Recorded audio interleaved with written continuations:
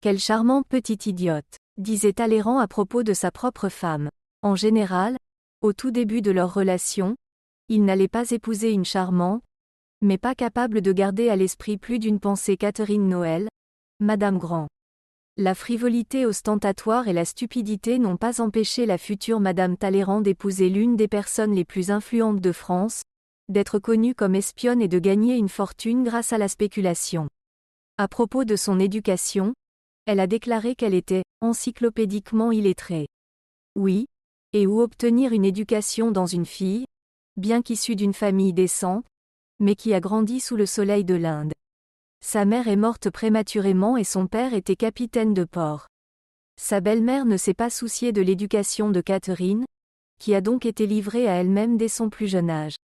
La jeune fille devient une beauté parfaite. Grâce à sa grâce et à son élégance, elle attire l'attention de la société locale. Il n'est donc pas étonnant qu'à l'âge de 15 ans déjà, Catherine ait épousé Georges-François Grand, qui servait dans la Compagnie des Indes orientales. Le mariage est rompu après seulement 2 ans, lorsque le mari est surpris dans la chambre à coucher de sa femme par un juge local.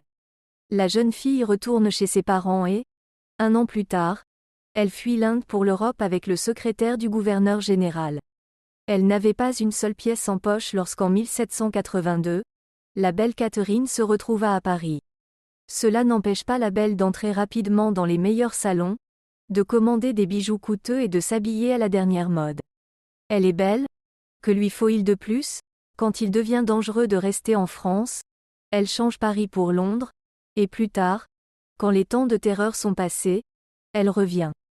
Charles Maurice de Talleyrand-Périgord a gagné son surnom de « diable boiteux ». Doté d'un esprit fin et d'une compréhension des âmes humaines, il fut ministre des Affaires étrangères sous 3 régimes. La beauté de Madame Catherine Noël Grand ne laissait pas indifférent cet homme rusé. Il s'installa dans son hôtel particulier, joli comme une folle. Un jour fut interceptée une lettre de Catherine à l'un de ses amis à Londres, par coïncidence, un ancien émigré. La jeune fille est accusée d'espionnage et même arrêtée. Mais Talleyrand fait tout pour obtenir la libération de sa bien-aimée. Elle était très belle, paresseuse et ne faisait absolument rien, c'est ainsi que Catherine Talleyrand caractérise son aveu « Je l'aime ». Libérée, Catherine dépose immédiatement une demande de divorce officiel avec son premier mari. Au motif que les époux n'ont pas vécu ensemble pendant plusieurs années, ils divorcent rapidement. Mais Talleyrand n'est pas pressé de faire de sa folle préférée une épouse légale, bien qu'elle continue d'être la maîtresse dans sa maison.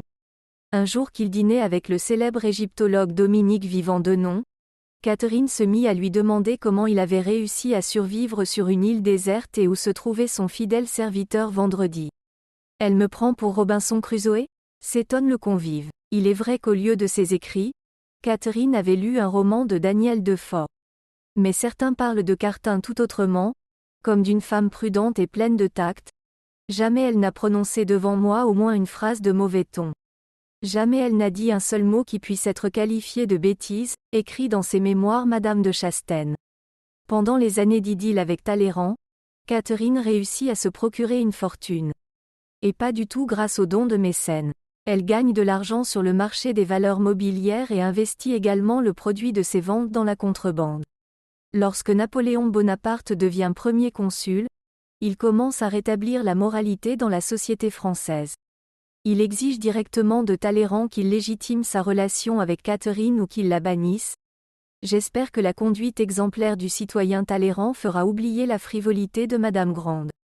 La situation est difficile, car M. Talleyrand a déjà eu le rang d'ecclésiastique, et a même été évêque d'Autun.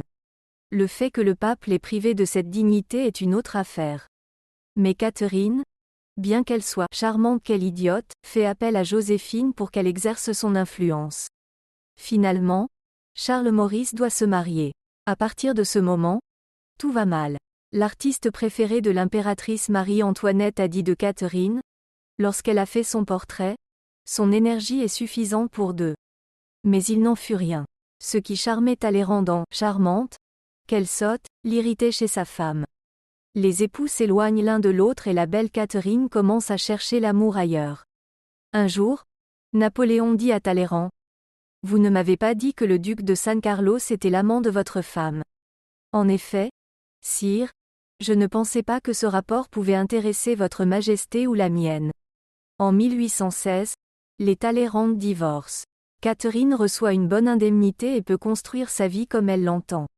Elle commence même à écrire ses propres pièces littéraires.